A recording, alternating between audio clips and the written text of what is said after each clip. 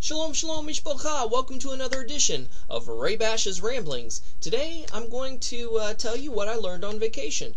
My wife and daughter and I, we recently went to Orlando, Florida, to Disneyland, the Magic Kingdom, Animal Kingdom, and we also visited SeaWorld.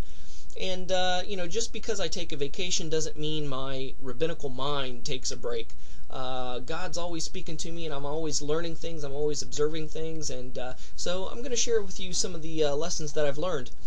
First off, I discovered that there's two kinds of vacations. This may be obvious to some of you, but it wasn't necessarily obvious to me. I knew I've been stressed out. I knew I was long overdue for a break and for a vacation because my family and I, frankly, have not taken a vacation in 8 years, basically since my daughter's been born. We've always been busy doing things, helping out either my parents or my wife's parents. So this was the first time we had a chance to have a change of scenery and go on a vacation together. And granted, it was nice. I enjoyed myself. I had a good time. But it wasn't as recuperating and regenerative as I thought it would be, and that's because I discovered there are two types of vacations. There's the family vacation, which when you go on family vacation, sometimes you have the same stresses that you would have if you were at home. For instance, there was a vacation itinerary that we went by. There was a schedule that we had to follow to be able to keep up with the times that the trolleys and the trains went, and when we were at a theme park, we had to have a plan of attack so we could go around the park and make certain shows at certain times and see certain things at certain times. And you always had to be on guard for petty thieves and for people trying to take advantage of tourists and things like that. So it seems like there was kind of some stress going on there, but I'm not too big on the Magic Kingdom. Frankly, I don't like Mickey Mouse. Why did I go? Well, it was for my wife and daughter. They like Disney, and of course my daughter likes, all the princesses and all those things. So I went because of them, and I enjoyed myself. But I discovered what a tourist trap it is. But anyways, I'll get to that a little bit later. The second type of vacation that I discovered was a personal vacation. Because my tastes are very, very different from my wife's and my daughter's. I'm a very simplistic guy. I march to the beat of a different drummer within the parameters of Torah, but I love earth tones and I love simple things. And my idea of a personal vacation is getting my backpack, packing it up with all my necessities, and just hiking out into the woods for the week, or finding a cabin or a camp that I can go to for a week and just rest, have no schedule, no time frame, just sleep when I want, eat when I want, pray, study, meditate, hike, just camp, rough it, and just be by myself and enjoy the solitude and enjoy being with God. And I need one of those. I need one of those personal vacations. So I said to myself, the next extended weekend that we get, whether it be, the Canadian Independence Day, so to speak, or 4th of July weekend, what have you, I'm gonna pack up and I'm gonna go. And I need one of those. So those are the two types of vacations. Second thing was the issue of money and mind control.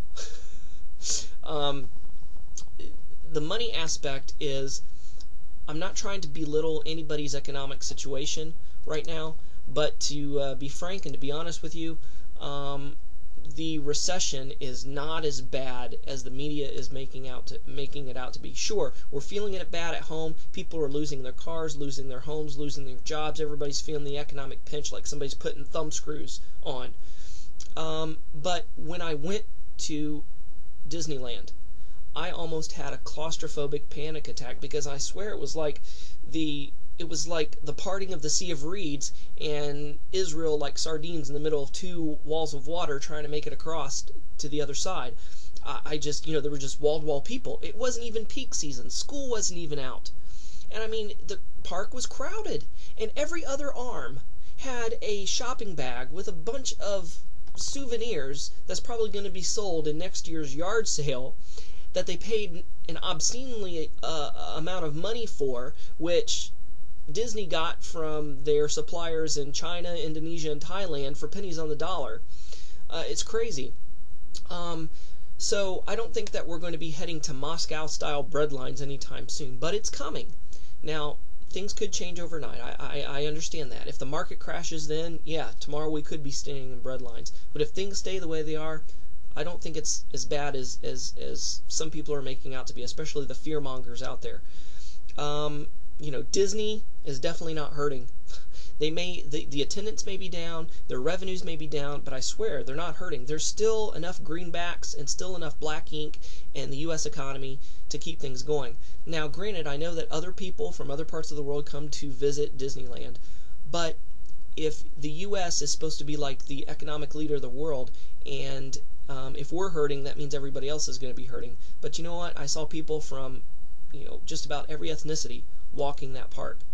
And it's not as bad as some people are making it out to be. So that's the money aspect of it. The mind control aspect of it is, as soon as you get your bags checked, like I had like a little fanny pack kind of thing that I went in, and Pam had like her little saddle bag or what have you. We had to have it rummaged through and checked by security. Thank you, 9/11. But as soon as you turn the turnstiles and go into the park, you are just bombarded with positive music, with smiles, with singing and dancing, and it's a magical place and a fairy tale atmosphere that if you're weak-minded like a stormtrooper, you could get a Jedi mind trick played on you. It's infectious. You almost can't help but feel good. It's almost like an impromptu peace conference, world peace conference, because you saw every ethnicity there, and it didn't matter what religion or what race you were. Almost everybody kind of nodded and kind of smiled at you, like you were next door neighbors or like you went to shul together. It's crazy. But you know what? Their tactics, their soft core mind control, their commercial mass marketing techniques obviously work, because people were buying like it was the end of the world, and they had to buy rations to survive. People were buying souvenirs like they were going out of style. And,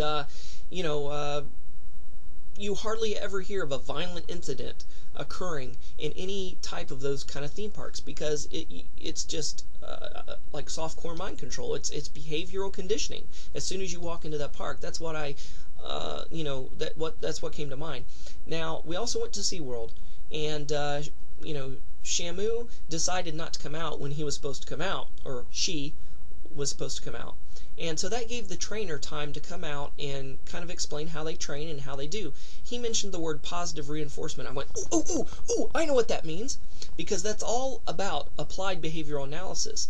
Now, applied behavioral analysis is the technique of therapy that I use with my clients in autistic therapy and the job that I have.